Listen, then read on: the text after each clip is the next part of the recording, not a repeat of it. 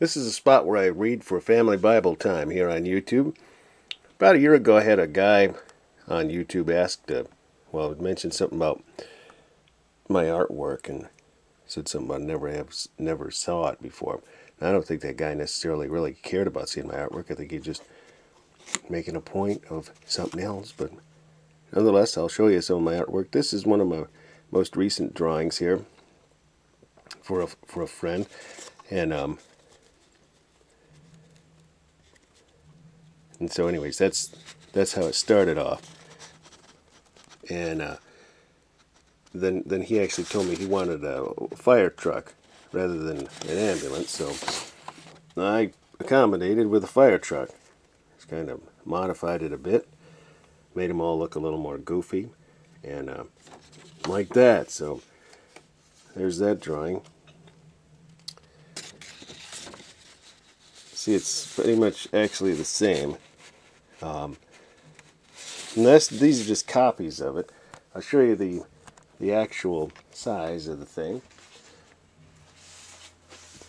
This is the actual original drawing here.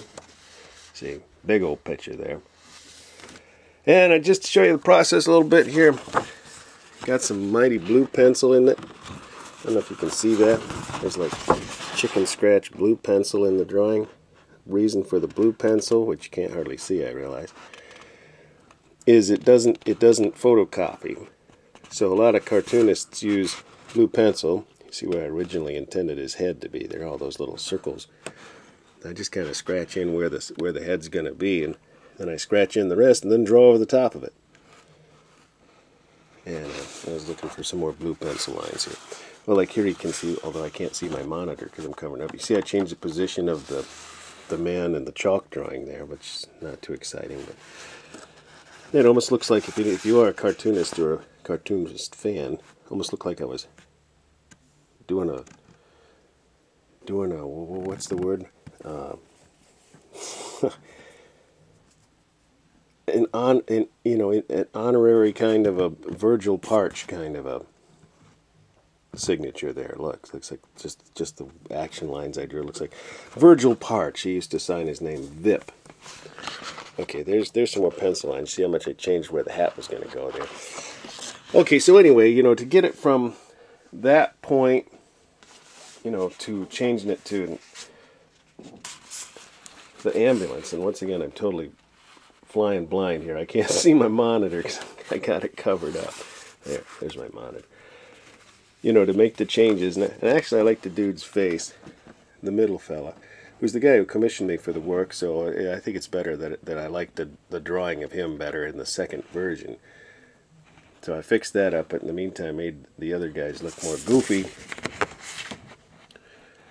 So they probably don't like it as well. But anyway, the way I can swap it over to, do that kind of easily, I'll just show you the process slightly here. It's very simple.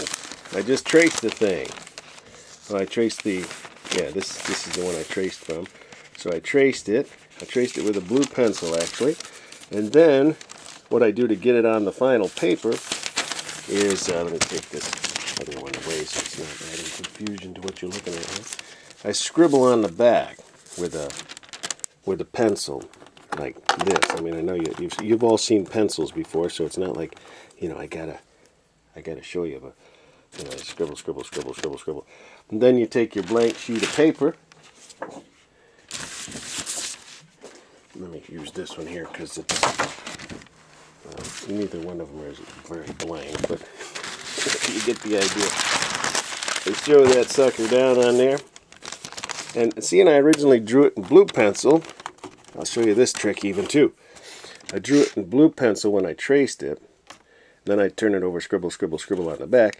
Then I go over the blue pencil with the dark pencil, so I know where I've, if I won't miss a spot. Like, oops, I didn't draw in over his eye. Because see, if I drew it and traced it in dark pencil, then I went back in and tried to draw over the dark pencil.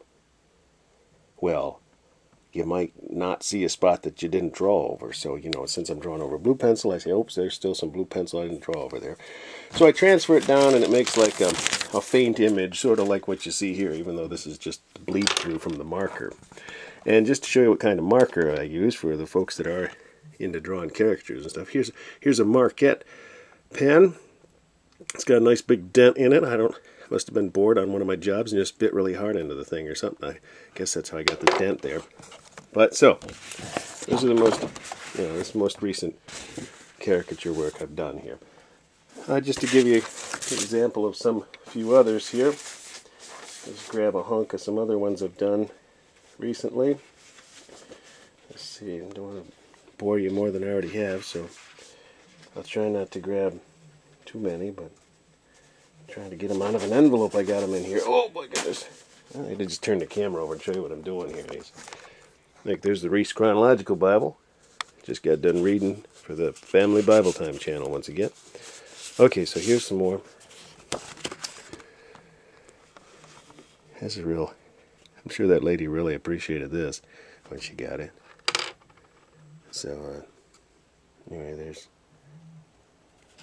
there's that. And then, here's this young lady here with her 2 dogs, and I guess she liked high heels, so that's what he asked me to do. This guy liked hunting, so I mounted him along with a few of his prized catches there. And then here's this lady. So there's that. Alright, and just to show you, I can also do color. And because we're into the playoffs here, I'll show you some of my Yankee pictures here. These are actually ones I've sold on eBay over the last number of years. One's kind of covering my monitor, so there's old Jeter. Here's, who you think this is? Yes! Hortegame! Good old Hortegame. Kind of like that drawing, rather fancy the coloring job even.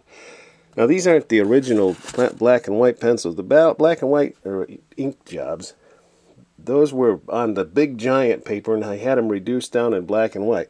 But this is the original coloring job. This is the original color, but the black outline is a Xerox. And here's another Yankee. Yankee broadcaster now, David Cone.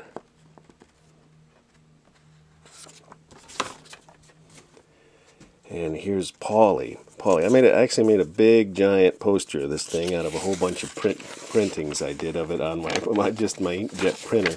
Stuck them all together like a big puzzle. Made a poster out of it. I did a home laminating job on it even. I did it with contact paper. Covered the whole thing. I still got it somewhere.